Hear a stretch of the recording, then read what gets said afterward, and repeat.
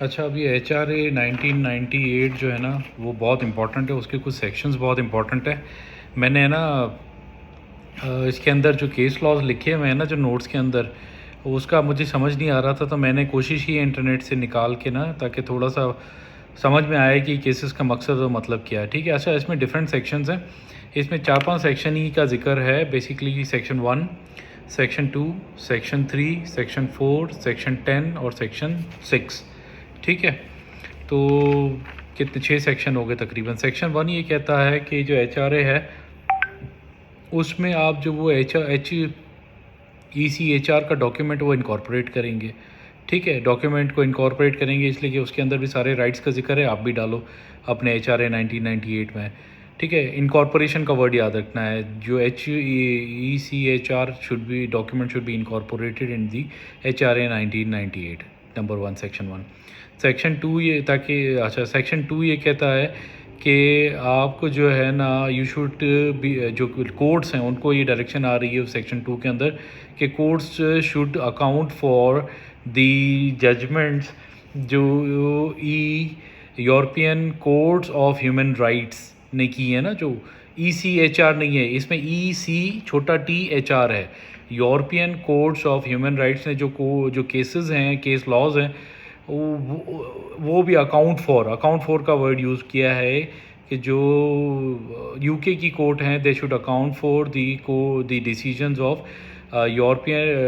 Of European court of human rights. ठीक है। Section 3 जो है उसमें बहुत इंपॉर्टेंट 3 वर्ड्स इस्तेमाल हुए हैं, read in, read out and read in, read out और रीड डाउन। ठीक है। ये बेसिकली कहते हैं कि आपने जो भी लॉज बनाने हैं they should be in compatibility with the ECHR के जो डॉक्यूमेंट है उससे कंपैटिबल होने चाहिए। जो आपका HRA के रूल्स हैं जो है इंटरनेशनल डॉक्यूमेंट के साथ कंपैटिबिलिटी या इन लाइन होने चाहिए। अब वो इन लाइन लाने के लिए जो है आपको जो करना पड़े वो करें। ठीक है। अब इसमें जो करना पड़े वो करें के लिए 3 चीज़ें आप कर सकते हैं। रीड इन का मतलब कोई वर्ड ऐड करना पड़े तो कर लें, कोई मसला नहीं है जजमेंट के अंदर। रीड आउट का मतलब कोई वर्ड निकालना पड़े निकाल दें, कोई मसला नहीं है। ठीक है। और रीड डाउन उसके मतलब ही चेंज करने पड़े तो करो, कोई मसला नहीं है। ठीक है।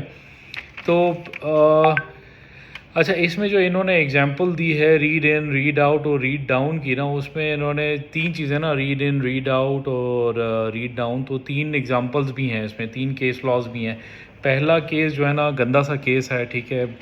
लेकिन हम चूँकि पढ़ रहे हैं तो 2 होमोसेक्सुअल्स थे। होमोसेक्सुअल दोनों के पास जी गाड़ी थी जो वो एक दूसरे को देते थे। तो जी और दोनों मैन थे, तो आदमी थे। तो केस का नाम है गाइडन, GHAIDAN वर्सेस गॉडिन, गोद में बैठने वाला गोदिन, गोदिन GODIN मेंडोज़ा, गाइडन वर्सेस गोदिन मेंडोज़ा। ठीक है। MENDOZA मेंडोज़ा का केस है। इसमें बेसिकली 2 कपल होते हैं, होमोसेक्सुअल होते हैं। होमोसेक्सुअल एक मर जाता है तो वो जो ओनर होता है उसको दूसरा होमोसेक्सुअल कहता है भाई मेरे नाम पे ट्रांसफ़र करो, जो रेंट डीड है वो नहीं करता। ठीक है। तो इसमें फिर इन्होंने जो है ना वर्ड ऐड कर दिया, जो पार्टनर है, पार्टनर के वर्ड में हस्बैंड वाइफ की तो लिखा हुआ था जो पार्लियामेंट ने लिखा था, लेकिन इसमें वर्ड ऐड कर दिया जिन्हें कोर्ट ने कि हस्बैंड वाइफ या जो है ना living together, living as husband and wife कर दिया। सॉरी, इसको चेंज कर दिया, living together as husband and wife कर दिया, living as husband and wife कर दिया। हस्बैंड एंड वाइफ की जगह living as husband and wife कर दिया। ठीक है। ऐड कर दी, लिविंग एज को ऐड कर दिया। ठीक है। तो ये रीड इन की एग्जांपल हो जाएगी। ठीक है। अच्छा, फिर R वर्सेस V का केस था। R आपको पता है कि R वर्सेस A, तो ये वर्ड के नाम इसलिए छुपाए जाते हैं कि ये रेप का केस था। ठीक है। तो R वर्सेस A के केस में रेप हुआ। रेप में एक जो क्लॉज थी उसमें लिखा था कि सेक्सुअल हिस्ट्री को भी कंसीडर किया जाएगा, लेकिन उसने कहा कि भाई ये बंदी के ऊपर बात आ जाएगी, 50 सवाल किए जाएंगे कोर्ट के अंदर, तो ये जो सेक्सुअल हिस्ट्री का वर्ड है इसको आउट कर दिया जाए, रीड आउट कर दिया जाए। ठीक है। तो R वर्सेस A के केस में रीड आउट कर दिया गया। और R वर्सेस लैम्बर्ट का केस था।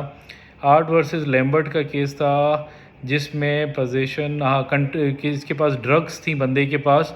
ठीक है। जिसका उसको पता नहीं था। ठीक है। कोकेन थी बंदे के पास, उसको पकड़ लिया गया। तो उसने बोला मुझे तो पता ही नहीं था। तो उसमें कोर्ट्स को ये कहा गया कि भाई ये आप जो है ना इसको चेंज करें, पोजीशन का मतलब जो जानने का वर्ड है इसको चेंज करें। तो ये जो है आर वर्सेस लैम्बर्ट का केस था, ठीक है। लैम्ब, इतनी तुम बकरी हो, लैम्ब की तरह हो, मतलब बह बह करती हो, इतने तुम नाइव हो, ठीक है। आर वर्सेस लैम्ब, लैम्ब से निकला है लैम्बर्ट। जो बेयर होती है, बकरी की तरह नहीं हो आप, जो है ना ड्रग्स लेके घूम रहे हो, बकरी बन रहे हो। तो आर वर्सेस लैम्बर्ट का केस था, ठीक है। सेक्शन 3 यहाँ तक है, सेक्शन 4 बताता हूँ।